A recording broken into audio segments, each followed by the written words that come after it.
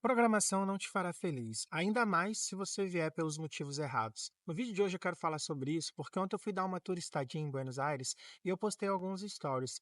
É só acontecer esse tipo de coisa para que venha um monte de amigos meus me mandar mensagens falando: também quero ser programador. Só que a maioria deles está iludido pelas mentiras que são vendidas na nossa área ou talvez umas meias verdades, que são os altos salários, liberdade geográfica, poder ser um nômade digital e por aí vai.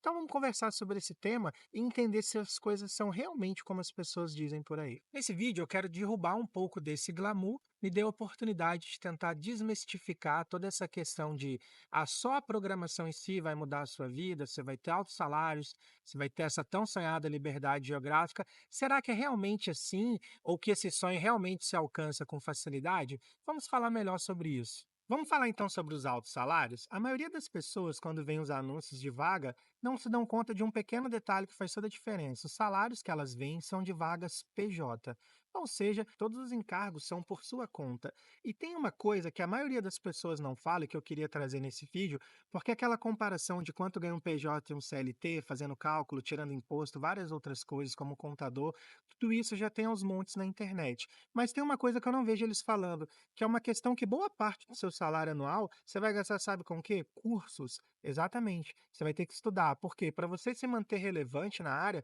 você vai ter que se manter estudando. E tem um outro curso que eu quero trazer. Se você ainda não fala inglês fluente, provavelmente você vai ter que estudar inglês também. E tudo isso vai sair de partes do seu salário, que é uma outra conta que as pessoas não fazem. Para você se manter relevante na área, eu vou dar um exemplo básico. Na nossa área, antes daquele período do fica em casa, quando a gente chegou nele, houve um excesso de contratações que justificam os layoffs atuais dos últimos 2 anos. Mas o que que as pessoas não levam em conta é que a régua para você ser contratado, quando a maioria do boom das vendas de cursos aconteceram, ganhe 10K em 6 meses e todas essas outras groselhas que tem na nossa área, elas não estão levando em conta hoje que a realidade da área é totalmente diferente do pós-pandemia. Hoje em dia, qualquer programador que negue que a régua subiu para você conseguir uma vaga, ou ele está tentando te enganar, ou ele mesmo é iludido. Porque para quem é sensato sabe que a cobrança técnica de uma vaga de 2 anos atrás não é a mesma de hoje, e a tendência é que ela siga aumentando.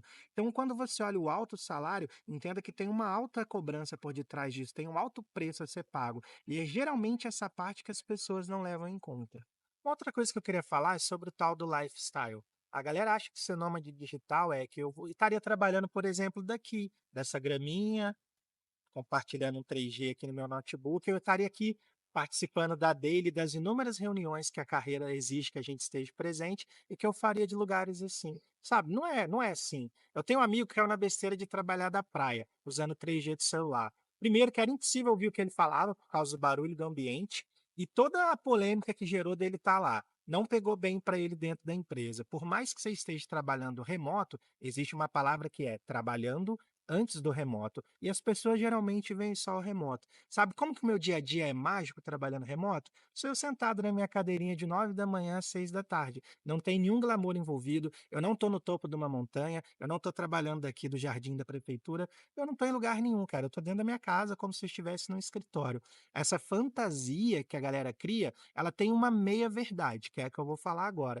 O que que o remoto me trouxe de verdade? Eu poder morar aqui onde eu moro. Eu vivo na cidade que eu escolhi para viver, que é La Plata, na Argentina, um lugar bom, tranquilo, uma cidade grande, mas com cara de interior, e é uma oportunidade de eu aprender um novo idioma, e eu estar num lugar que me dá algumas oportunidades que na minha cidade do Brasil eu não tinha, tanto de liberdade na questão de segurança, quanto no lifestyle em si, de eu viver numa cidade tranquila, sem muitos furtos, muitos assassinatos, coisas assim.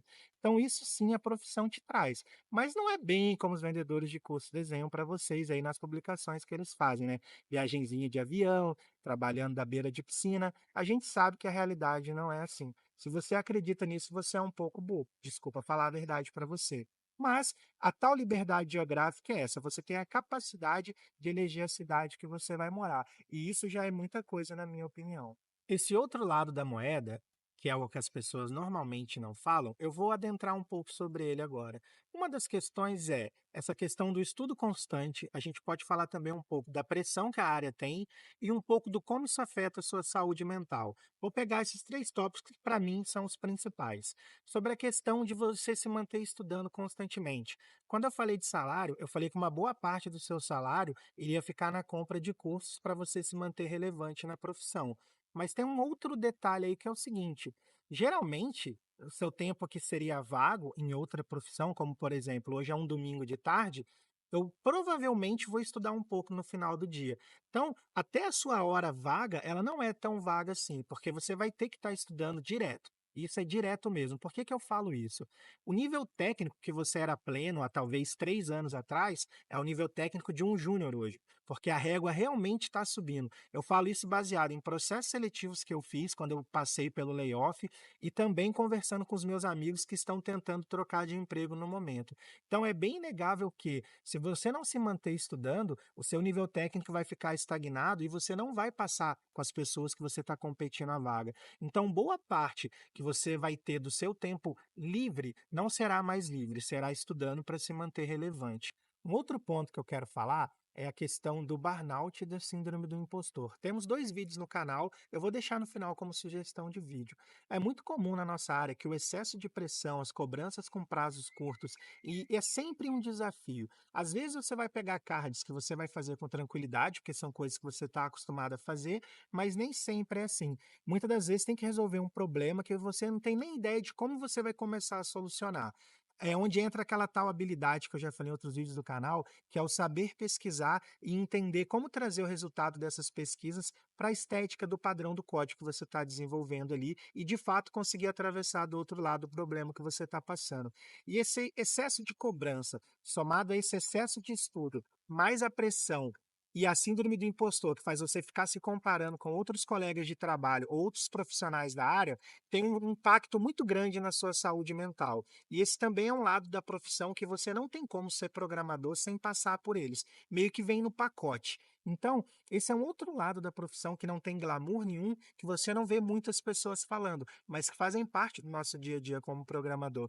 E falando isso, eu não estou dizendo que a carreira é ruim ou que você não deve se tornar programador, mas entre para a área sabendo que isso faz parte da profissão. Dentro disso tudo que eu falei, a gente pode fazer uma reflexão um pouco mais realista. Lembra que eu abri o vídeo falando que só a programação por si só não vai te fazer feliz? Eu sou feliz sim na profissão. Eu acostumei, eu readequei a minha vida para construir o meu estilo de vida que coubesse dentro da profissão. Mas, como eu já disse antes, eu trabalho de 9 às 18, de segunda a sexta, dentro de casa, eu não estou roletando por aí como as pessoas tentam te induzir a acreditar. Eu aprendi a estudar um pouco antes do trabalho e um pouco depois do trabalho todos os dias, já meio que faz parte como se fosse a minha própria carga horária de trabalho. Eu adequei a minha vida para que isso fosse assim. E um ponto que eu quero trazer é, se você quer entrar para a área, entre, é uma área maravilhosa, realmente a programação vai mudar a sua vida. E quando eu falo isso, não é só a questão financeira, que é o lado que as pessoas olham, mas aprender a se vencer no código te ajuda a aprender a se vencer na vida fora dele também. E para mim, esse é o maior benefício da área. Ele, para mim, é muito mais importante do que o meu próprio salário. Porque uma vez que você aprende a se vencer no código, você traz isso para a sua vida, você começa a entender como romper certas áreas da sua vida que você pode estar travado, fracionando em problemas melhores. Porque você traz para o seu estilo de vida o seu estilo de programação também. Você começa a enxergar a vida de outra maneira. Você meio que muda um pouco a maneira como a sua mente funciona. Então, para mim, esse é o maior benefício de se tornar programador, e ele é impagável. É claro que você pode chegar a isso através de outros estudos de desenvolvimento pessoal, mas a carreira por si só já te traz isso de bônus. O intuito do vídeo não é te desanimar da carreira, mas é que você veja a programação como um meio e não como um fim em si mesmo, porque isso sim pode te frustrar. Agora que você sabe que os salários são interessantes e de fato são, eu só quero que você entre para a área também enxergando o outro lado, que é tudo que a profissão exige de você. Ela não paga bem à toa. Se ela paga bem, é porque ela te cobra muito. Isso que eu quero que você tenha em mente. Mas é uma área fascinante, eu te aconselho a entrar. Desde que tudo que eu falei nesse vídeo faça sentido para você. Que você vai aprender a se vencer todos os dias para você não cair na síndrome do impostor, que você vai se respeitar, sabe? Tipo, você tem que usar todo dia? Tem, mas tem dia que você não tá bem. E tá tudo bem, esses dias existem para todos nós, para você não cair no burnout, que é do outro vídeo que eu comentei. Então, para que você tenha uma visão um pouco mais realista, eu vou deixar aqui um vídeo sobre burnout e um vídeo sobre síndrome do impostor. Com esses 2 vídeos, você vai conseguir ter uma visão muito mais realista do que de fato é a nossa área. E eu, se você quer se tornar programador, espero te ter como amigo de trabalho em algum momento ao longo da vida. Nos vemos no próximo vídeo aqui do canal.